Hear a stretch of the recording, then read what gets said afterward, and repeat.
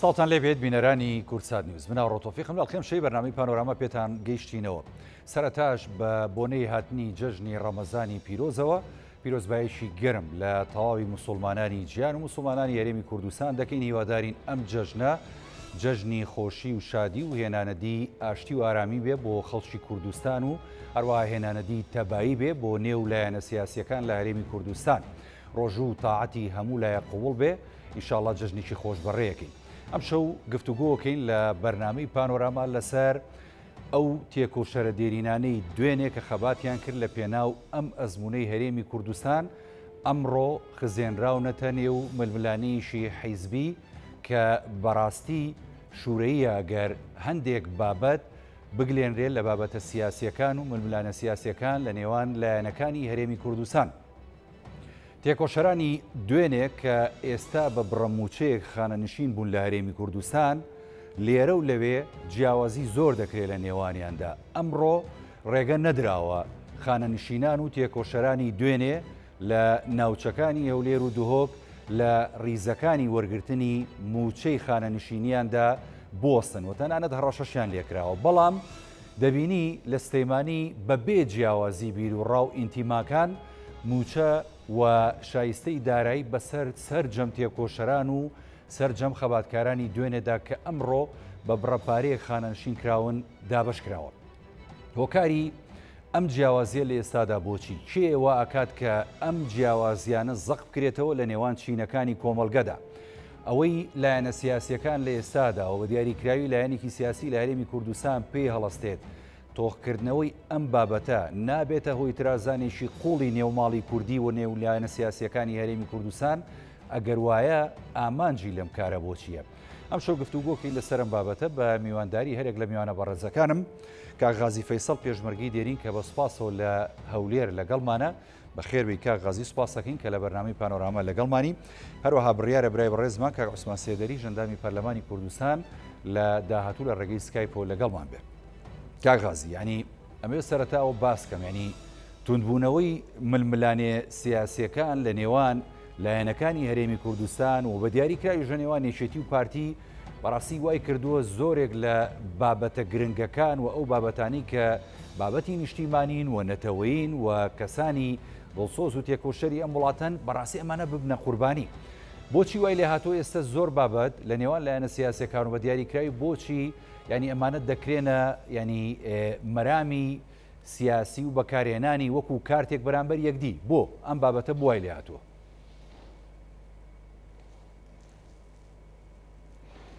سەرەتا شەوتان باش و جەژنی ڕەمەزان لە ئێوەی بەڕێز و لە بینەران پیرۆز دەکەم و بە تایبەتی لە خانەنشینان و لە پێشمەرگە دێرینەکان و لە کەسوکاری شەهیدان و لە هەموو کەسانەی کە ئێستا جێبیستی بەرنمەکەی بەڕێستنیان بینەرن. بەداخەوە من تەمەنام دەکرد ئەمڕۆ بەو جەژنە لۆ جەژنە پیرۆزیان حکوومەتی هەرێمی کوردستان و کە بە تایبەت کابینەینەوە لە جیاتی بڕینی قوتی خەڵک و دەرکردنی خانەنشین بە زەبری هێزی زێرەڤانی ئەوڕۆ بەهات وینایە مژدەی سەرکەوتنی چەند شتێکی نوێمان بە بینەران ڕابگەیاندە بە یەک لەوانە دەبایە ئەمڕۆکە ئێمە مژدەی نەمانی پاشەکەوتی موسەمان بە خەڵک ڕابگەیاندە بێ. مژدەی دووەم دەبایە مژدەی کێشەی چارەسەری ناوچە کێشە لە سەرەکانمان بە خەڵک ڕابگەیاندە بایە. لە جیاتی ئەوە مژدەی تر هەبوون مژدەی ئاشتەوایی بینی یەکێتی نیشتیمانی کوردستان و پارتی دموکراتی کوردستانمان بە خەڵک ڕاگەیاند بایە. بەداخەوە ئەمڕۆ کابینەی نوێی حکوومەتی هەرێمی کوردستان قورگ و ژیانی خانەنشانی تاڵ کرد و ئێمەش بەو هەواڵە ناخۆشە لەسەر کەناڵەکانی ڕاگەیاند کە شتێکی خۆش نیە. ئێستا من لە خزمەت بەڕێستانم باسی بابەتێک دەکەم کە بابەتێکی خۆش نییە، بابەتێکە شەرمە تەنها لۆ حکوومەت نابەتاختێنێ دەتوانم برێم تا حەتڕادێشی بۆ پەرلەمانی کوردستان. ئێمە لە جیاتی ئەوەی ئەو مژدە خۆشانە بگەێنین هاتوین باسی کارەساتێک دەکەین. من بە کارەساتی باز دەکەم لەبەرەوەی بەڕێزت شارەزای و کەسێکی خوێندەواری لە بیرتە لە سەردەمی هەموو شەڕەکانی کە لەگەر دوژمنانی گەلی کوردەمان کرد لە جێژنانیان لە ڕەمەزانان جەژنی قوربان وایە جەژنی ڕەمەزان وایە شەڕ ڕادەژیرا. یعنی تا حدێک کۆمەڵێک ئاشتەوایی هەبوو لە نێوان حیزبەکاندا لە کاتی جەژندا ئەوە پێچەوانە دەبووە ئاشتی و خۆشی و مژدەی خۆش بە خەڵک ڕادەگەێنرا. بەڵام بەداخەوە کابینەی نۆ و لە ناو کابینەی نۆژ وەزارەتی دارایی نازانم ینی چۆن جورئەتیان کرد ئەوڕۆ بە قووەتی هێز بە هێزی زێرەوانی لەبەر چاوی هەموو خەڵکی دنیا کە زۆربەتان وێنە ڤیددیوەکانتان لایە هاتن ڕێگریان لەو کەڵە پێشمەرگانە کرد لەو شێرە کوڕانە کرد کە لە سەردەمی هەشتاکان و لە سەردەمی هەموو شۆڕشەکان و بە تایبەتی شۆڕشی نوێی یەکێتی نیشتیمانی کوردستان تەنجیان بە بەعس هەڵسینی بوو. نازانم چ جورئەتێکە چ دوور لە ڕووی بەڕێستان کە بەو شێوازە چ چاوەڕوویە کە تۆ جورئەت بکەی پێشمەرگەیەکی کۆنبی خانەنشینێکی کۆنبی بە موچەیەکی کەم ڕازیبی لە سەعات چواری پێش بەیانی لە پارشێ و بچی سڕە بگری لە بانقی هەمبرین تۆ هێزی زێرەوانی ببەی و هەڕەشە بکەی ئەگەر بانقەکە بەجێن لێن واتان لێ دەکەن یعنی بەڕاستی شەرمەزاریشی گەورەیە جەنابەت پێشمەرگەیشی دێرین و ئەو پێشمەرگە دێرینانی ئەم ڕۆژ کە ڕوبەڕووی بەڕاستی ینی ئەو ئیهانە گەورەیە بوونەتەوە ئەبێت لەو کاتەیە هەستیان چۆن بوو بێ یاخود هەستی لایەنی بەرامبەر چۆن بووبێەوە ئامانجیان چی بوو بۆچی ینی ئەمەیان کردیانی بەڕاستی مەسەلەی لایەن من بەڕاستی بەڕاشکاوی قسە دەکەم مشینە جار هەیە و قسانێک کە من دەیکەم هەموو لایەک پێی دڵخۆش نەبن بە سەراحەت قسە دەکەم لەبەرەوەی لە زیاتی پێشمەرگەی دێرینیان لە زیاتی خانە نشینانیان بە نوێنەرایەتی ئەو برادرانی کە ئەوڕۆ ڕێگران لێکرا هاتوومە من واقع قسە دەکەم ئەوزات چەند زەرەری جەنابتیان زەرەری من بەڕاشکاوی قسە دەکەم ئەوانەی کە جورەتیان کردێت جارێ ئەمن تەوقع دەکەمەوە فیتی دوژمنانی گەلەکەمان بی لەبەرەوەی تەنها دوژمنە و هەموو دوژمنێکیش جورەت ناکە ڕێگری لەوانە بکە بەڵام هەستی ئەو پێشمەرگانە تۆ بیر لە خاو خێزانیان بکۆ لە کە سوکاریان بکۆ من بەشێکی زۆریان دەناسم و قسەشم لەگەر کردوون لە بەرەبەری بەیانیان کە پاشەویان خواردیە بەو زمانی بە ڕۆژی هاتوون سڕیان گرتووە لۆ کەمێک لە قوتی خۆیان ئەوی لۆ جێژنانە لۆ مارومدارەکەیان سەرفی بکەن کاتوو بە زەبری هێز دەریان بکەی بەڕاستی هەر ئەوانن تەحملیان کرد هەر ئەوانن کە لە سەردەمی شاخ و شۆڕشدا خۆڕاگر بوون پۆلاین بوون ئەو ڕۆژ هەر ئەوانن خۆڕاگر بوونێ تەحملیان کرد بەڵام ئەو تەحملکردنە مانای ئەوە نییە ئێمە بێدەنگ بین بە تایبەتی ئەرچی سەرشانی هەموو لایەنە سیاسیەکانە بە تایبەت یەکێتی نیشتیمانی کوردستان و حیزبە کوردستانەکانی ترکە خاوەنی پێشمەرگە دێرینەکان و خاوەنی پێشمەرگەی ڕاستەقینەوە بە تایبەت تریش ئەرچی سەرشانی پەرلەمانە چکە پەرلەمان ئێمە نازناوەشانەیە و بزانم کە سەرەتا سون دەخۆن دەرێن ئێمە ئەوە یاسا دیفاع لە یاسا دەکەن نازەم ئەو چاوەدێری ئەو پارێزەری یاسا دەبن نازانم یعنی بەداخۆ کۆمەڵێک شعاراتێ ناتوانم لێرەلۆ جەنابتی باسکەم بەڕاستی پەرلەمانەوە کابینەی نۆوە بەرەو ڕوخان دەڕواوە شکستی هیناوە هەموو جمگە ئەساسەکانی تێک چوە لایەنێکی کارای کابینەی نۆ کشاوەتەوە لە حکوومەت دووە خەڵک هاواری لێرساوە سەد ئێستا ڕاپرسێک بکرێت لەلایەن ڕێکخراوێکی بێلایەن 1970 ئەمن حەقم لەوەدانێک کە کۆمەڵی خەڵک مستەفیدی جیتفانی تەنها جیتفانی خۆیان نەکە سوکاریشان دەوریان لەو کابینەیە داوە ئێستا ڕاپرسێکی ڕاستەقینە و عادل بکرێ ڕێکخراوێکی نێودەوڵەتی بێلایەن بێتن 1970 لەو کابینەی ناڕازی نازانم پەرلەمانی کوردستان ئیشوکاری چیە ئایا پەرلەمان سەروی کابینی حکوومەت یاریمی کوردستان حکوومەت یاریمی کوردستان سەروی پەرلەمانە بەداخۆ برادرانی پەرلەمانیش کە بەشێکی ئەو ڕخنەیە بەر خۆمان دەکەوتەوە بە بەڕێز سەرۆکی پەرلەمان و کادیرەکانی پەرلەمانیشمانەوە لەوە دەرچوە ئێمە لێرە بەدواوە قسە بکەین و بێڵای کەمێشیکە عوسمانمان لەگەڵە بێ بە تایبەتی لەسەر مەسلەی پەرلەمان و هەڵوێستی پەرلەمان لەم بارەیەوە پرسیاری لێکم بەڵام ئەمە بزانم ینی باشە هەڵوێستی ئێوە چۆن بوو هەڵوێستیەوە چۆن بوو چیتان کرد کاردانەوەتان چی بوو وەزارەتی دارایی ینی بەڕاستی هەڵوێستی چی بوو خودی وەزیر هەڵوێستی چی بوو لەم بابەتەیە باشە من سپاست دەکەم مادەم ئەو ڕخنەی پەرلەمانم لۆ کاک عوسمان بەجی دێرین چکە کاک عوسمان بێزگەلەوەی پەرلەمانتارێکی سەرکەوتوو بە پێشمەرگەیەکی دێرین و ئێستاش دەتوانم هەر برێم هەر پێشمەرگەیەوە گومان لەوە دانیەوە مەسەلەی ڕخنەی پەرلەمان لۆ جەنابیان بەجی دێرم لەبەرەوەی لە داهاتوو دڵنیام لیژنە پێک دێ بە دوواداچوون دەکرێت لەبەرەوەی هەندێک کەناڵ و سایتی نازانم برێم سەر بەچێونەوەچی ئەو ڕکە ڕخنیان لەوە دەگرت گوایە یەکێتی نیشتیمانی کوردستان موچەی پارتی نەدا بۆی وان کرد بەڵام هیچ بەڵگە و داتایەک لەبەر دەستدا نەبوون تەنها ئەو بەڵگە و داتایانەی کە لەبەردەستن وەزارەتی داراییە و بانقی عەمرینە بە ئاشکرا و لەبەر چاوی خەڵک دێ زێرەوانی لە پێشمەرگە و لە کادیرەکانی ئێمە بەردەداتن و سڕیان پێ بەجیدێلی ئەو مەسەلەی هەڵوێست و شەقامەوانە بەڕاستی چەند قسەی لەسەر بکەین چەند باسی بکەین ناتوانم برێم دەگەینە نەتیجەی کۆتایی لەبەرەوەی کارێکی زۆر قێزەوەن بوو زۆر ناخۆش بۆکو باسم کرد بەو جەژنی ڕەمەزانی پیرۆز خەڵک چاوەڕوانی مژدەی خۆش بوو خەڵک چاوەڕوانی مژدەی سەرکەوتن بوو خەڵک چاوەڕوانی ئاشتەوایی بوو خەڵک چاوەڕوان بوو پاشەکەوتی بدرێتەوە خەڵک یعنی کۆمەڵک شتی باشەیە بەڵام لە جیاتی شتە باشانە کابینەی نۆقۆڵ و باسی خۆی هەر کردووە ئەوەی دەتوانن برێم لە کابینەکانی پێشووتریشکە کراون وردە وردەوە ڕەشی دەکاتەوە وا دەکاتن کە سوکاری شەیدان پێشمەرگە دێرینەکان کە مەندامانی سەنگەر بەڕێخستە دێرینەکان ئەوانی کە بەو کوردستانەوە مادیبوونە پێم خۆشە لە ڕێی کەناڵەکەی بەڕێز چەنوا تێنەگەی هەر تەنا وچین و توێژانە بە کوردستانەوە مادیبوونە بەڕاستی جەماوەری خەڵکی کوردستان ئەوانەی لەو سەردەم لە ژیاندا بوون و ئەوانەی ئێستا بەشێکیان پیر و پەکەوتنەوە بەشێکیان لە ژیاندا نەماون ماندوو بوونە بە ئازادی ئەم کوردستانە و سەد ئەو کوردستانە سەدەیەک خەباتی لۆکراوە ناکرێ ئاوا بە بێباکی ئێمە سیاست بکەین و لەو بێمنەت بین و منەتی ئەو هەر نەگرین و جێ لە شەقام ڕانەگرین و ئێمە تەوزیاتی تورکیا و نازانم چێ وڵاتانیتی تر لە ناو کابینێکی خۆمان جێبەجێ بکەین بەڕاستی ئەو ناتەبایی لە هەرێمی کوردستان ئێستا لە شەقام وەکو باسی ڕاپرسیم کرد بڕۆ ڕای خەڵک وەرە خەڵک یعنی لە فەیسبوک وڵانە تو ئێستا زۆر شەدەوە نیە ئێستا من و جەنابەت کە قسە دەکەین خەڵک گوێ لێمە ڕابگرێ خەڵک بەدەقە و سەعات لە ڕێگەی سایتەکان لە ڕێگەی فەیسبوک لە ڕێگەی کەناڵەکانی ڕاگەی بەڕاستی ینی کاغازی ناتەبایەکە و ئەو لێکترازانی کە هەیە خەریکە پەلە کێشێ بۆ زۆر بابەتی هەستیار و گرنگ بۆ سەرجەم جومگا ئەساسیەکانی ئەم وڵاتە بۆ سەرجەم چین و توێژەکان بۆ سەرجەم ینی پێکاتەکانیش بەڕاستی هەر لەسەر ئەوەی کە جەنابەت دەڵێی باست لەوە کرد کە لە هەندێک میدیاوە ینی واوتراوە کە موچەی تێکۆشەرانی پارتی دیموکراتی کوردستان لەم دەڤەری سلەیمانی و هەڵەبجەوانە نەدراوە هەر ئێمە وەکو کەناڵی کورسات نیوز ینی خۆمان چاوپێکەوتمان لەگەڵ یەکێک لە ینی پێشمەرگە دێرینەکانی شۆڕشی گوڵان کرد لە پارێزگای هەڵەبجە موچەی وەرەگرت ینی زۆر بە ڕێز و تەقدیرە و موچەکەی پێدرا بووە خۆشی زۆر بە سنگێکی فراوانەوە دەستخۆشی لە بەڕێوەبەری بانقەکە کرد و دەستخۆشی لە ینی ئیدارەی بۆ نمونە هەڵەبجە کرد کە هیچ جیاوازیشان نەکردو لە بینی یەکێتیەک پارتیەک شوعیەک سۆشیالیستێک ینی ئەمە هەڵوێستی ئەم ناوچەیە بۆ بەرامبەر بە تێکۆشەرانی پارتی دیموکراتی کوردستان لە دوێنێدا باشە ئێوە موچەکانتان وەرگرت کاغازی یا هەروە مایەوە کێشەکەیەوە نەوەڵا خۆش بەختانە بەڕاستی چاب و کێشە و ئەوە ینی گرژی لەوە زیاتر ڕووی نەدا دەتوانم برێمە ینی هەندێک ئەوەشمانێن برادرانی ئێمە بەڕاستی لێتی ناشارمەوە کادیر و پێشمەرگە دێرینەکانی یەکێتی نیشتمانی کوردستان بیریان لە ڕەتفعلی تون دەکردەوە بەڵام ئەوە بوو چەند کەسایەتی و هەندێک خەڵکی دڵسۆز لەبەر ئەو بارودۆ خاستیارێک کە ئەمڕۆ هەیە نەمانویست یعنی کێشە بکەوێتە نێوان زێرەڤانی و کادیر و خانەنشین و پێشمەرگەکانی یەکێتی نیشتمانی کوردستان بەخۆ دەزانی بە ئێستا خۆمانوە ڕەخنەمان لەوە هەیە بەو ڕەمەزانەوە من پێم خۆشە شتێک لەسەر و پرسیارە شتێکت ببینیم ئێمە ماوەیەکی زۆرە ڕەخنەمان لەسەر وەکو یەکێتی نیشتمانی کوردستان بازمان داوە لەوەی کە تەنها ینی تەحملی زۆرمان لەناو کابینەیە کرد ئێمە لە بەڕاستی لە کابینین و هەر لە سەرتاوە کەدا مەزرا کۆمەڵک شتان کە لێرە ناچینە ناو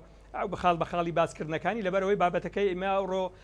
بابەتی دەرکردنی خانەنشینانی و خانەنشان و پێشمەرگە قارەمانەکانی یەکێتی نیشتمانی کوردستان لە باقی حمری ناچمە ناو تەفاسیل وردەکاری بەڵام ئێمە وەکو یەکێتی نیشتمانی کوردستان لەلایەن جەماوەر و دەنگدەران و لایەنگرانی خۆمان بەڕاستی بازیشماندا و سزاشاندان بەوەی کە تحملمان لەگەر ئەو کابینەیە پشومان زۆر درێژ بوو لەبەرەوەی و کابینەیە ناکرێت و لەوە زیاتر تحمل لەگەر بکەم من لێرەش دەتوانم کاتی خۆی من زۆر زار ڕەخنم لە جەنابی کاک قوباد و تیمەکەی خۆمان لەناو کابینەی نۆدە بەڵام ئێستا دەستخۆشیان لێ دەکەم کە هاتوونەتە ناو سەنگەری جەماوەر ئەو هاتنە ناو سەنگەریان بەجێهێشتنی ئەو کابینیان کورسیەکە مانای ئەوە نیە ئێمە کێشەی شەخسیمان لەگەر پارتی هەبی ئێمە کێشەمان لەسەر دەسەڵاتی کابینەی نۆ هەیە لەسەر بە حیزبیکردنی کابینەی نۆ هەیە لەسەر جێبەجێکردنی پلانەکانی دوژمنانی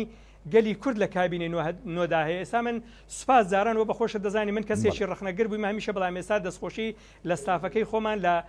تیمی حکوومەت ناو کابینەی نۆ دەکەم کە هاتن گەڕانەوە ناو سەنگەری جەماوەر لەبەرەوەی کابینەی نۆ هەموو قەلبی حەیب و حارە لەبەرەوەی کێشەی زۆرە لەبەرەوەی ناتوانانی ژیانی سەرەتایی خەڵک دابین کە لەبەر ئەوەی فەرقێکی و فەرق و جیاوازێکی زۆر دەکە ئێمە دوونێ کێشەمان هەبوو لەسەر بیر لێدان هەر نمونەی گچکۆکە وردەکاریەکە لۆ باز ناکەم بەڵام ئەگەر پێویستت کرد بەیانی دوو بەیانی هەفتەی داهاتوو نمونەشت نیشان دەدەم خەڵک هەیە کوڕی لە شاخی قەرەچووک داعش بۆ لە تەویترە لە شاخی قەرەچووک کوڕی کوژراوە لە گوێر و بیری بە هەدیە لۆ لێ دەدەن جادت دێنێ پێشمارەکەی دوێنێ ئەندامێکی ئێمە کە تەنها دۆست و لایەنگری ئێمە لە برایەکی عەرەبە تەنها دەنگدەری ئێمەیە بەڕسمی موافقەی وەرگرتووە کە هەموو شتێکی یاسایی تەواو کردو چوە بیر لێ بداتن لێ نەگەڕاینە بیرەکە لێ بدا وڵات تۆ جەماعەتی جەلالی یان جەلالیە باشە ئەو سەردەما ئێستا و ئەمە گەڕاینەوە ناوەتەوەی یەکەمی سەرەتای بەداخەوە شەڕی نەگریسی بۆ دێرێنە ئێمە لەو پەڕی دیموکراسیەدا خۆمان لە قەڵەمە دەین ینی کۆمەڵێک دام و دەستگای ینی ڕسمی هەیە لە وڵاتەیە باشە ینی کار گەیشتۆتە ئاوە بۆ شێوازە مامەڵە بکرێت؟ نەوەڵا خۆش بەختانە ئێمە لە بەرنامەکانی پێشووتر و لە بەرنامەکانی پێشووتر باسی ئەوە کردوین کە زۆر بەداخەوە ئێمە لە سنووری ئیداری پارتی تحملی یەکجار زۆرمان کردێەوە ڕخنەی زۆرمان لە قیادە و لە جەنابی سەرۆک پاڤێریش گرتێ بەڵام لەوە زیاتر ناتوانین تحملکەین و تا ئێستا خۆمان بە قوربانی خەڵک کردی هەم لە سەردەمی شاخ ئێستاشە بە قوربانی جەماوەردەبین بەڵام غەدرەکانیان لە لووتکەدایە ناکرێت و قامێت لە زیاتی ناوچە و لە زیاتی لق بڕیار بدە ناکرێت بارگای بابرین سەرۆکایەتی حکومت لە جیاتی حیزب قرار بدە ینی نازانم ئەو قوربانی دانەی ئێمە نازانم ئەو تەسعیاتی ئێمە نازانم ئەو مادیبوون ئێمە ینی خەڵکی ئێمە ئێستا ڕخنە دەگرن لۆ ڕخنەکانمان قبورە لەبەر ئەوەی ڕخنەکانیان حەقە ینی ئەوانەی کە دەمێن نمونێشکە بە جەناب نیشان بدەین ئەو کەسانی کە ئێستا ڕخنە دەگرن تەنها ڕخنەیان چاوێن لەسەر یەکێتی نیشتمانی کوردستانە لەبەرەوەی یەکێتی نیشتمانی کوردستان دەتوانێت بەڵانسی ئەو کێشەیە بەچی ڕاست بکاتەوە بە هەڵوێست ئێمە ئێستا دەگەڕێنەوە ناو چارچەوەی یاسا و ناو چارچەوەی دەستور پێم خۆشە شتێشتر بە بیر جەنابتان بینمەوە من ئێستا وەکو کادری یەکێتی نیشتمانی کوردستان داوا لە قیادەی خۆمەوە بابزانم بۆ پرسیاری ئاخیری دەبوو بەڵام من هەندێک پەلەم کردو هەندێک پڕین لەو بابەتە پێشنیار دەکەم یەکێتی نیشتمانی کوردستان و بە تایبەتی پەرلەمان و پەرلەمانی کوردستان و حیزبە کوردستانی و ئیسلامیەکانیش ئەوانەی کە بەشێکی زۆریان بەڕاستی هەڵوێستیان زۆر کوردان و زۆر مردانەیە لە چوارچێوەی یاسا و دەستور لەگەر حکوومەتی بەغدا ڕێکەون لەبەرەوەی پێم خۆشە بینەران شتێک بزانن بەڕێزان حکوومەتی بەغدا لە دوای ڕوخانی حکوومەتی بەعز ئێستا بە یاسا بە دەستور بە شەرع بە قانون حکوومەتی خۆمانە ئێمە دەنگمان ئێوەی بەڕێز دەنگدەرانی بەڕێز دەنگتان پێداوە هەندێک لایەن ئیدعا دەکەن گوایە دوژمنن نەخێر حکوومەتی بەغدا دوژمن نییە ئێمە سەر بە حکوومەتی بەغداین یعنی بە یاسا بە دەستور بە شەرع بە داتا و بە ئامار دەنگمان بە دەستورەکە داوە دەنگمان بە پەرلەمانەکە داوە سەرۆکی کۆمارەکەتان کوردە و نوێنەری هەمومانە دەنگمان پێیداوە ئەندام پەرلەمانەکانمان وەزیرەکانمان ئێمە دەبێ هەوڵ بدەین لە ڕێگەی بەغدا و هەوڵ بدەین بەڕاستی من بێ ئومێدیش بوومە لەو ململانەیە و لەو چەلاحانەی دوور لە ڕووی بەڕێستان نێوان ئێمە و برادرانی پارتی چکە برادرانی پارتی نایەنە ڕا کۆبوونەوە دەکەن لە پێناو کۆبوونەوە کات دەکوژن و تەنازل لە هیچ مافێکی ئەو خەڵکە ناکەن و دەیانێ ئەوی کردویانە تا سەر بۆیان بچێتە سەرەتاگە لەبیرت بکات خۆی لە سیویەکی ئابی ژەمە و کێشانەمان هەبوو چوون حکوومەتی بەغدایان هێنا سەرمان و سەدان شەهید و قوربانیان پێماندا و دیسان وەتەنیاتیان دەفرۆشتەوە دەیانە جحکومەتی بەعسمان کردیتە جاشوانی کۆمەڵێک شتی قێزەونی ناشرین دوور لە ڕووی بەڕێستان بەو جەژنەیە من دووبارە سێبارە داوا لە بینەران دەکەم داوای لێبوردن دەکەم کە لەو بابەتاتی مەسەر شاشەی تیڤی ئێمە دەبی وەکو یەکێتی و وەکو پەرلەمانتارە بەڕێزەکەن وەکو هەر کەسێکی کە هەستی نەتەوایەتی بەهێزەوە هەکو هەر کەسێکی کە زیی بەو جەماوەر و بۆ میلەتە فەقیر و غەدر لێکراوەکە لە هەموو لایەک ئەوەی کە ئێستا ئەوەی کاتی خۆی دوژمنانی کورد بەڕاستی بە گەلی کوردیان نەکردی ئێستا دەبینم خۆمان بە خۆمان دەکەن بەڕاستی لەوە زیاتر ئێمە تەحملی ئەو بەزمە ناکەین و داوا لە سەرۆک پاڤێل و داوا لە سەرکردایەتی خۆم و داوا لە پەرلەمان و داوا لە شەقام و داوا لە هەموو کوردی هەر چار پارچەی کوردستان دەکەم هەڵوێستیان هەبی بەرامبەر ئەو ناحەقیەوە داواش دەکەم لیژنەیەک پێک بێ لەسەر ئەو بابەتەی ڕێگریەی کە زێرەوانیان بەرداگیانی ئەو پێشمەرگە قارەمانانێک کە سەدەیەک دەیەک بەعسیەکان تۆقی بوون لە بەردەستیان دەبی لیژنەیەک پێک بێ لەسەر وەزیری دارایی دەبی لیژنەیەک پێک بێ لەسەر مدیری باقی حەمرین دەبی لیژنەیەک پێ بێت بە دوواداچون بکەن ئێمە بەڵگەم سەمسەکاتی زۆرمان لەبەردەستە دەبی هەمووی لەسەر شاشەی تەلەڤیزیۆن کۆ ئێستا منتان داوت کردیا دێم لێرە ڕاستیەکان لە جەنابتان باز دەکەم دەبی ئاوە بێن لەسەر شاشەی تەلەڤیزیۆن نەیکەنا ئەوە لە بەخاتری فران و لە بەرخاتری ئەوە نازم چیا چکە لە خاتردا ترازاوە ئەوە لە کاتی ڕێفراندۆمەکە نیوەی کوردستانیان لە بەرخاتری خاتران بەهادەردا و ئێستا من ماڵەکەی من بەشێکی زۆری لەبەردەستی داعشە و ئێستاش چاوی نەخسوتە سەریەک و لەلایەک لە شاخی قەرسوق داعشەکان ئەوە دەکەنەوە دیارە پێویست ناکە بگەڕێنەوە چوارچێوەیەک و باسم کرد یەکەم وانە بەڵام ناشکرێ ئاوا بێدەنگ بین ئەمە ئەوە ناکرێ وڵا ماڵمان لە شوشەدای و نازام سیوانە بەڕاستی باشترین دەرفەت یعنی سەدەیەک شۆڕش کرا باشترین دەرفەت لۆگەلی کورد هاتووە پێش بەڵام لەبەر ئەو ململانەی مو برادرانی و بداوا لە خەڵکیش دەکەم خەڵکی شەڵوێستی بی شەرنی ئەوەی پارتی بی و دیفاع لە پارتی بکە و یەکێتیش بدیفاع ئێستا ناو ئێمە یەکێتی نیشتمانی کوردستان وانە کادری پێشکەوتومان هێدێتە سەر شاشەی تەلەڤیزیۆن ڕخنە لە جەنابی کاک پاڤێل دەگری و زۆر کوردانە و زۆر مردانە زۆر بێرانە ڕخنە دەگری بەڵام وەرە یەک کادری پارتی دیموکراتی کوردستان بۆ بینەوە توانی بی یەک ڕخنە لە حیزبەکەیان لە حکوومەتەکەی کە حکوومەتەکەیان داگیر کردو ڕخنەیەکی گرت ئێمە ڕخنەکە مانای ئەوە نیە ئێمە برادرانی پارتی بە دژمنی خۆمان باوەڕ بکە ئێمە هەر ئەندامێکی یەکێتی نیشتمانی کوردستان تا دەگاتە سەرۆک پاڤێل پارتی بە براو کەس و کار و کەسی خۆمان دەزانین و خزمی خۆمان دەزانین ئێمە تاریخمان مێژومان هەمومان بەیەکەوە بەندەوە نەپارتی دەتوانی تەسفیع حساباتی خۆی لەگەر ئێمە بکەو لە هەرێم دەرمان پڕین ئێمەش دەتوانین پارتی دەرپڕین ئێمە ئەوەل و ئاخیرێسا بڕۆ لە منداڵێکی ئەفسارن کە فێرە قسە ببی و زمانی پەتی کوردی قسە بکە سەر بە لە هەر لایەنێک بیبرێکا کە یەکێتی پارتی تەبابن باشتریان ناتەبابن نەخێرە ئێمە قوڕاوی تاروا دەخۆین لە دەزەونا تەبایەوە لە دەست یعنی گوێنەدانی سەرۆکی حکوومەتی هەرێمی کوردستان لە دەست دەست بە سەرداگرتنیان لە کابینەی نوێی حکوومەتی هەرێمی کوردستان ئەو معاناتێنی ئێستا من لە منطقەی مەخمور و گوێر و منطقەی خەراج و کەندێناوە هەیتیم ئەگەر ئەو معاناتان هەموو لێرە لە شاشەکەی بەڕێستان و خەڵک باس بکەم کە چ دەردەک دەدەن ئەو خەڵکە تێکۆشەری منطقەی هیوادارین ینی کاغازی و کابینە ئێمە هیوادارین پەیامەکانت بە وازەحی و بەڕوونی گەیشت بێتە هەم ینی خەڵکی کوردستان هەم بەرپرسانی باڵای حکوومەت هەم بەرپرسانی باڵای پەرلەمان و ئەندامی پەرلەمان لە فراکسیۆنە جیاوازەکان هەم ینی بەڕاستی پەیامەکەش گەیشت بێتە پارتی دیموکراتی کوردستان و یەکێتی نیشتیمانی کوردستان چونکە ئێوەی تێکۆشەران ڕۆژانێک کە خەباتان کردووە لە پێناو ئارامی و تەبایی ئەم هەرێمی کوردستانە بووە لە پێناو نێشتنی جیاوازی و چینایەتی بووە لە پێناو نێشتنی دەرەبەگایەتی و براگەورەیی بووە لە پێناو ئەوە بووە کە ستونرەکانی هەرێمی کوردستان پارێزراوە ئێستا ئابەم جۆرە ئێوە مامەڵەتان لەگەڵ کرێ بەڕاستی ئەمە مای شوورەیە ئەوە مای عیبە ئەوە مای ئەوەیە کە بەڕاستی تاک بە تاشیم کۆمەڵگەیە ینی چۆنەڵی خەجاڵەتبوونی خۆی بسەلمێنێ بەرامبەریەوە من سوپاس دەکەم ئەگەر هەر شتێکی ماوە توانی بە کورتی بگەینی کاغازی جان زانم هەنێ ئیلتیزاماتت هەیە وە کاتەکەت کەمە فەرموو من دووبارە سپاس دەکەم و داوای لێبوردن لە بینەرانی بەڕێز دەکەم بەڕاستی ئەوکو بەسەرەتا باسم کرد عەزم دەکرد لە بابەتشکە باتمە خزمەت جەنابێن هیوادارم دڵیان نەرم بی هیوادارین بەو جەژنی ڕەمەزانی پیرۆزە هەر لە بەیانیەوە دەست بە ئاشتی و ئاشتەوایی بکەن چونکە گەلی کورد پێویستی بە برایەتی زیاترە یعنی خزمەتکردن بە ململانێ و بە تەشهیر و بە زەوتکردنی کابینەی حکوومەت ناستە سەربەڕاستی ئەو حکوومەتە مورچی خەڵکە مورچی کەسوکاری شەهیدانە ئی هەموو لایەکمانە هەموو حیزبە کوردستانیەکانە تەنها یەکێتی و پارتینی حیزبە کوردستانیەکان و حیزبە ئیسلامیەکانی شایی جەماوەری کوردستانە بەڕاستی خەڵک زۆر نیگەران و بێتاقەتەوە دوژمنان چاویان خستۆتە سەرمان ئەوە نیوەی کە باسم کرد کە لە دەستمانداوە بەڕاستی ئەگەر وا بڕاتن بە ماوەیەشی زۆر کورت و کەم ئەوەی هەشمانە لە دەستی دەدەنە من دووبارە پیرۆزبایی جەژنی ڕەمەزانی پیرۆزشتان لێ دەکەم هیوادارین پەیامەکەمان پەیامی ئاشتی و برایەتی بی و گەیشت بێتە هەم جەماوەری کوردستان هەم گەیشت بێتە حکوومەت و کابینەینەوە بەڵێ کاک غازی فەیسەڵ نازەم برادران ئەڵەن کە عوسمانیش حاضر نییە مەگەر یەک دوو پرسیاریکە لە بەڕێز بکەم هەرچە نازام تۆ ئیلتیزاماتی کاتیشەیە زۆر داوای لێبوردنە لێ یەکەم ئەتوانی بمێنی تۆ لە بەرنامە کاک غازی ئەمن دەتوانم دەدەقە چارەکەشکە لە خزمەتتان دەبم مادام خزمەتی خەڵکەم پێشمەرگەین لەوێ شەر پێشمەرگەم لێر شەر پێشمەرگەم وەڵامە کۆڵە مەمنونین سوپاس دەکەین بەم شەوی جەژنش ڕامان گرتو زۆر داوای لێبوردنە لێ یەکەین ئێوە هەر لەو کاتەیە کە ئەم کێشەیە ڕوویە من حەزەکەم بزانم شێوازی چارەسەرکردنەکە چۆن بوو خۆیان ینی بەدەم چارەسەرکردنەکەیەوە هاتن و بەشیمان بوونەوە لەو هەڵوێسە توندەی کە بەرامبەر ئێوە گرتیانە بەر یاخود ئێوە نەخێر کاردانەوەتان هەبوو و جوڵەتان هەبوو سەرکردە سیاسیەکانتان تێگەیان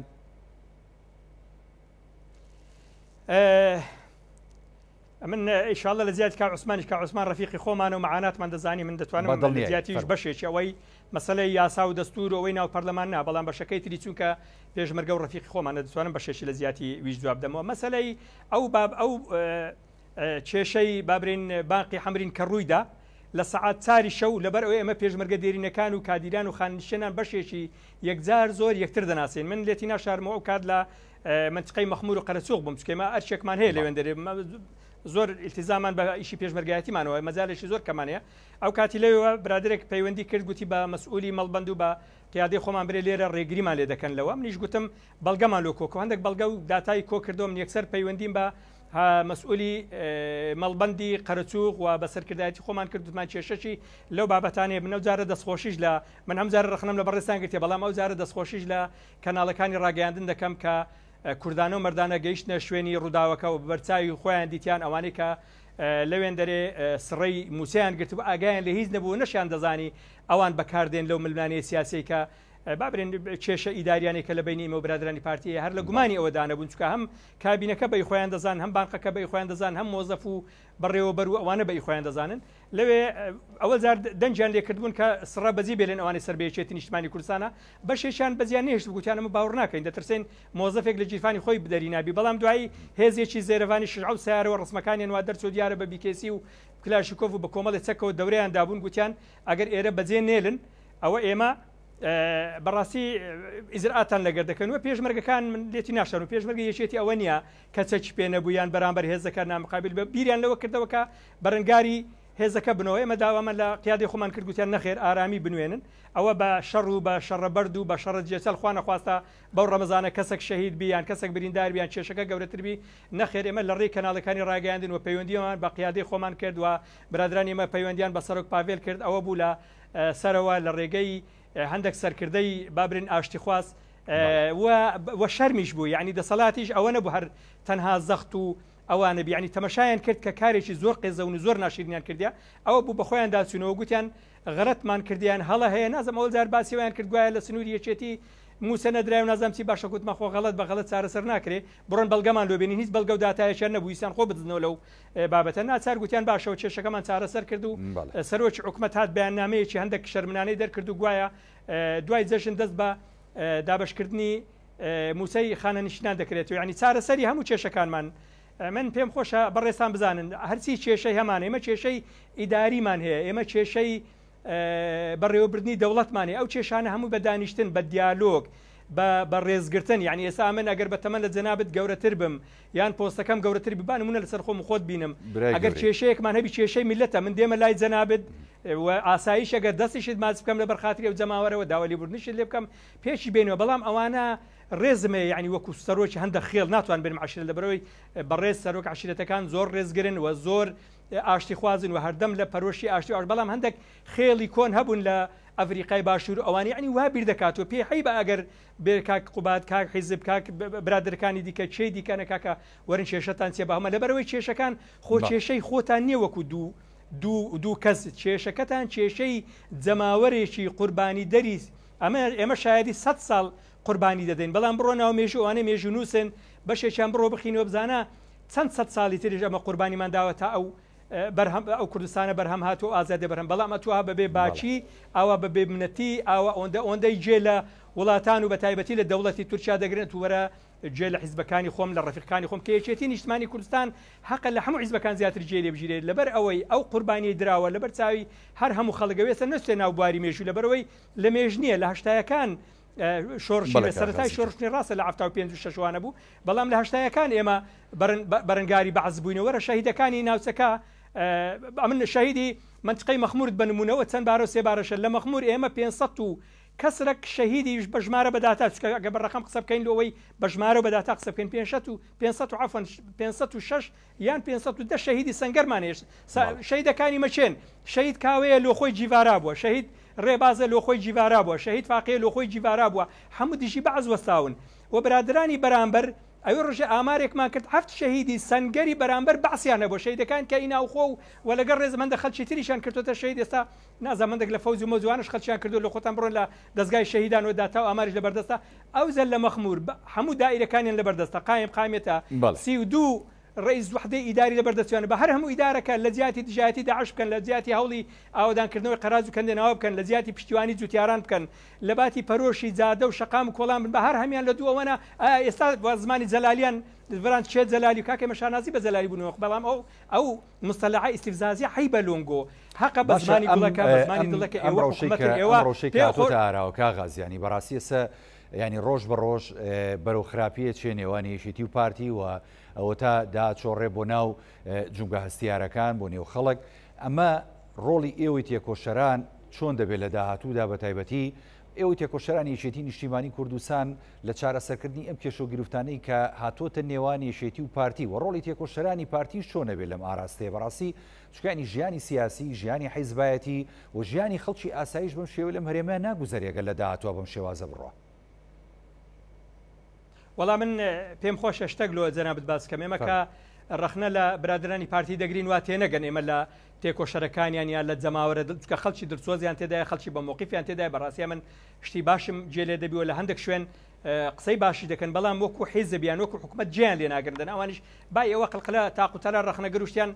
تێدا دروست بووە بەڵام ئەوە نیە برێ وەکو ناویەکێتی نیشتمانی کوردستان بە کەیف خۆیان بێن هەتا ئەگەر لەبیرت بی خوالی خۆش بە جەنابی مام جەلال بەخۆی دەرگای ڕخنە و پێشنیار چکەوە لە پێم خۆشەوەش بزانی هەر حیزبەک هەر حکوومەتێک ئەگەر ڕخنە و پێشنیاری قبول نەبوو ئەوە بەرەو ڕوخان بەرەو داتەپان دەڕوا یعنی ناکرێت و تەمەشاکە ئێستا زیندانیەکانی برادرانی پارتی بەشێکی زۆری ڕخنەگرانە لێ هەر ڕۆژە تانە و تەشەرەک و وەڵا یەک لەگەر پەکەکەیە و یەک لەگەر داعشە و نازانچی و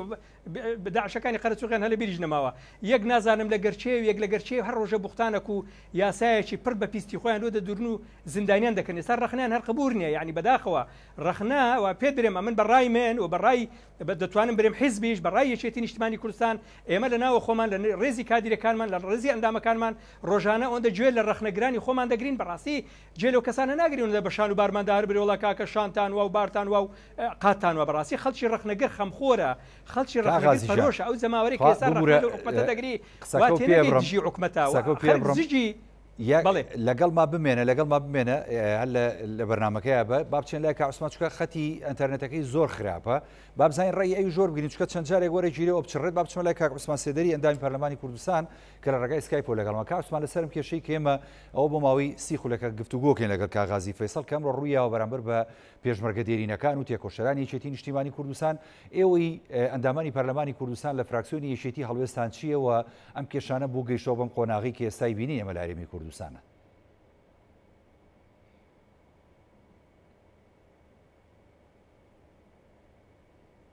کاعوسمان گوێ لێمە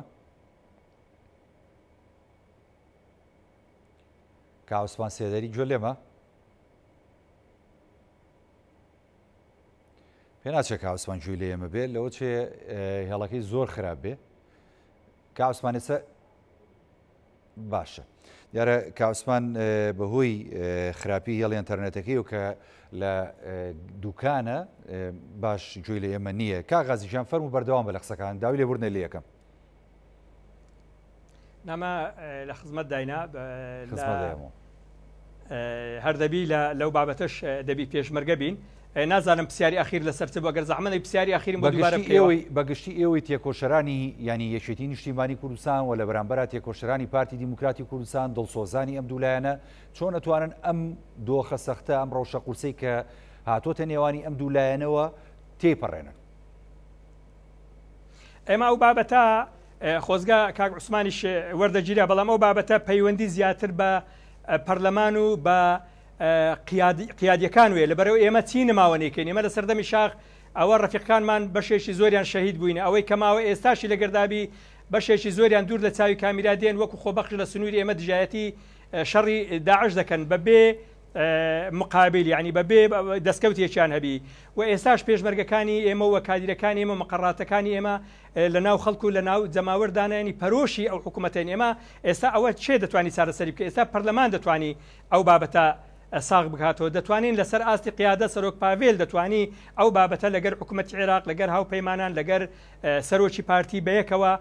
قۆڵی کوردانی لی هەرمارن و بێن دەست و دەمی یەکتر ماسکەن و چکە کێشەکەیان کێشەی خۆیانە کێشەی هاوڵاتیە ئێمە وەکو پێشمەرگایان وەکو تێکۆشەرەوەی کە ناومان لێ سوپاس لە ئەو ڕێزتکە لە ئێمە هەر پێشمەرگەین لە هەر سەردەمێک بی لە هەر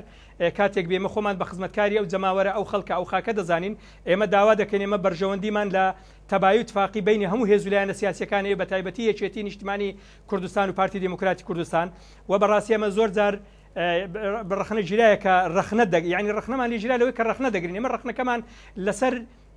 جیرفانی خۆمانی ڕەخنەکەمان لەوەی کە حکوومەتە دەمانوێت خەڵک لی ڕازی بێ لەبەرەوە حکوومەتە بە ئاسان نهاتەکایەوە ئێستاش ئەوەی کە پرسیاری جەنابتە پەرلەمان دەتوانی ئەو بابەتە چارەسەر بکە پەرلەمان ناکرێ هەر ئەوە لە قوژبن لی پارداتەوە بەز ڕەخنە بگرن و قسە بکەنوانە بەڕاستی دەبی بۆ نایەتەخەت ناچێشە نا ئەتوو لە کاعوسمان گەڕێ کاعوسمان هەڵوێستێکی معقولەوە بەشێک لە پەرلەمانتارەکان هەڵوێستەکانیان زۆر باشە بەڵام بەگشتی زۆرگیری بزانین ئەوان ڕایان چیە لەسەر هەڵوێستیان چیە ئێستا برادران ئامادەیە کاغازی بام ڕەخنە باەک دەقە بچمە لای دوای ڕەخنەکە وەڵگرە بۆ دوای کاعوسمان لەگەڵمانای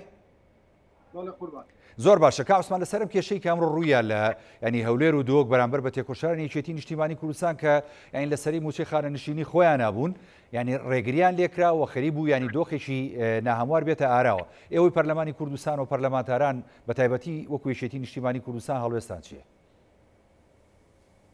بەڵێ سەرەتا بەبوونەی جێژنی ڕەمەزانی پیرۆزەوە پیرۆزبایی جێژن لە کەسوکاری سەربەرزی شەهیدان و لە پێشمەرگە قارەمانەکان و لە تەواوی هاوڵاتیانی خەڵکی کوردستان دەکەین بەگشتی دیارە بەداخەوە کە تەبعاً بەیانی یەکەم ڕۆژی جێژنی پیرۆزی قوربانە ڕەمەزانە کە ئێمە هەموو خەڵک خۆی ئامادە کردووە بەڵام بەداخەوە لە هەمان کاتدا کە ئەبینین پێشمەرگە دێرینەکان خاننشینان بەگشتی کێشەیەکیان بۆ دروست ئەبێ ئەویش کە کێشەی دابشکردنی موچەیە کە بەداخەوە کە ئێمە هەمومان ئەمڕۆ سەرقاڵی ئەو بابەتە بووین کە هەموو خەڵک چی خاننشینەکان لە دڵە ڕاوکە و لە ناڕەحەتێکی زۆر بوون کە دیارە ینی ئەوان سەرقاڵی ئەوە بوون کە ینی بتوانن موچەکانیان وەربگرن بۆ ئەوەی کە پێداویستی ماڵ و منداڵ و هەروەها جلوبەرگ و خواردن و پێداویستەکانی جێژن ئامادە بکەن بەڵام لە کاتێکە ئەبینن بە بڕیارێک ئەدرێت کە موچەی خاننشینان لە سووری هۆک و هەولێر ڕائەگیرێت و ئەوانە ئێمە دیارە لە سلێمانیش وەک ئەوەی کە هەندێک کەناڵەکان باسییان کردوایە ئەو موچەی پێشمەرگەی خاننشینی گوڵان و ئەیلول و ئەوانە ڕاگیرابێت و ئەوان بەڵام هەمومان ئەزانین لە مەنطقەی سلێمانی کورتێنانی پارە هەبووە کورتهێنانی بابڵی سویلە هەبووە کە ئەوە شتێکی حاشا هەڵنەگرە کە هەیە کە بەداخەوە نەدەبوو ئەمە ببوایە لەبەر ئەوە ئێمە یەک حکومەتێکمانەیە یەک وەزارەتی داراییمانەیە کە پارە کۆ ئەکاتەوانێ و ئەبێت بەبێت جیاوازیش پارە تەوجع بکرێتەوە جارێکتر بەسەر کارەکانی تری کوردستاندا بەڵام لە هەمان کاتدا ئەوەی کە لە دهۆک و لە هەولێر ئەمڕۆ دروست بوو ئەمە مای نیگەرانیە لەبەر ئەوەی لەو شوێنانە دیارە هیچ جۆرە بیانویەک نەبووە بۆ کورتێنانی موچەیە بۆ هەرتێکی لەم بابەتانە کە ئەمە مای نیگەرانیە بۆیە ئێمە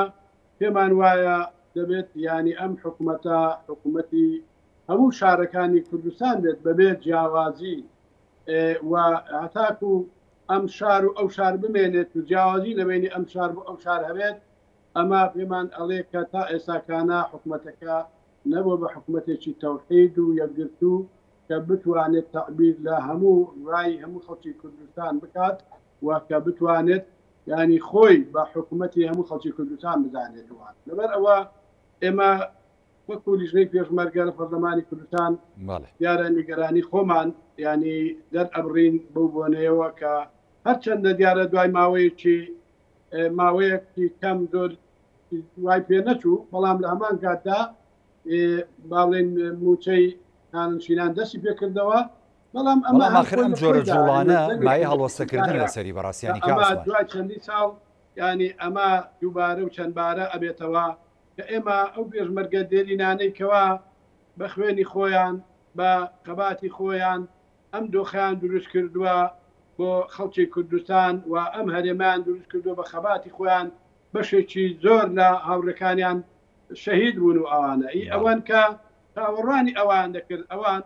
کە ڕێز و تەقدیرێکی ینی زیاد لە پێویستیان لێ بگیرێت کە حەقێکی ڕەوای خۆیان و نەخوازە بە بیانووی جیاجام و چەکانیان ڕابگیرێت و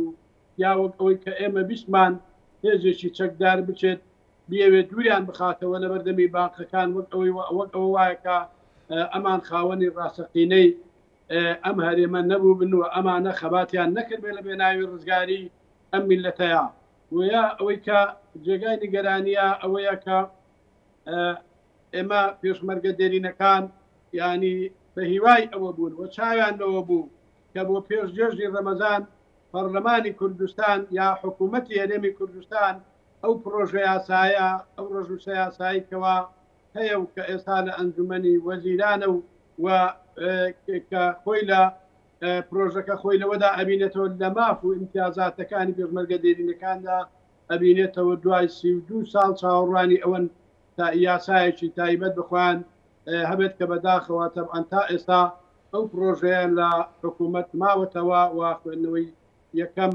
چاوەڕوانی ئەوەی کە خوێندنەوەی بۆ بکرێت بەڵام بەداخەوە پرۆژەکە لە حکوومەت ڕەزامەندی لەسەر تا ئێستا دەرنەبراون نەگەڕاوەتەوە بۆ پەرلەمان بۆ ئەوەی کە بتواندرێت ینی پێشمەرگە دێرینەکانیش یاسایەکی تایبەت بخوان هەبێت لانی کەم ینی بتواندرێت ڕێزێکیان لێ بگیرێ و حەق و مافی خۆیان ئی خێزانەکانیان هی مناڵەکانیان ئی دایک و باوکیان حەقی ڕۆژانی خەبات و تێکۆشانیان بۆ دیاری بکرێت بە پێی یاساکە بەداخەوە کە ئەمە مای نیگەرانیە و لە هەمان کاتیژا دەبیندرێت وێ ڕای ئەوەی کە ئەمە نەکراوە بەڵام لە هەمان کاتدا بەم بیانوانێکەوە هەموو لایەک ئاگادارین لەبەرەکاندا زیادە لە هەموو خەڵکانی تر کە ئێمە ڕێزمان بۆ هەموو موچەخۆرانی خەڵکی کوردستان هەیە و کە ئەمە حەقێکی ڕەواخواانە بۆیە ئێمە پێمان وایە دەبێت ئەم حاڵاتانە کۆتایی پێ بهێنرێت دەبێت حکوومەتی هەموو خەڵکی کوردستان بێت کە زۆر جار ئێستا بۆ نموناوەی کە ئێمە ئاگادارین 27 ملیار دینار لە موچەی فەرمانبەرانی پارێزگای سلێمانی کورتی هێناوە کە ئەمە مای نیگەرانیە لەبەر ئەوە کە ئەم پارەیە ئەم سویلەیە لە وەزارەتی داراییەوە تەمویل نەکراوە بۆ ئەوەکانە بە بیانووی ئەوەی کە وا سلێمانی لە داهاتی خۆی و ئەوانە ئێمە ئەپرسین ینی داهاتی هەموو خەڵکی کوردستان ینی هیچ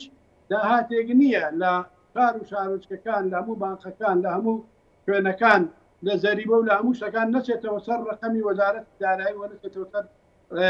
حساباتی وەزارەتی دارایی بۆیە کە ئەچێتەوە سەر ئەوێ پێویستە لە هەمان کاتدا جارێکی تر کە گوتلا موچەی ئەمڕۆ موچەی خانەنشینان بووە پێویستە موچەی خانەنشینان ببێت جیاوازی لە هەموو شارەکانی کوردستان تەوزیع بکرێت بەڵام ئەوەی کە دەبینین دوێنێکە چوارشەممە بووە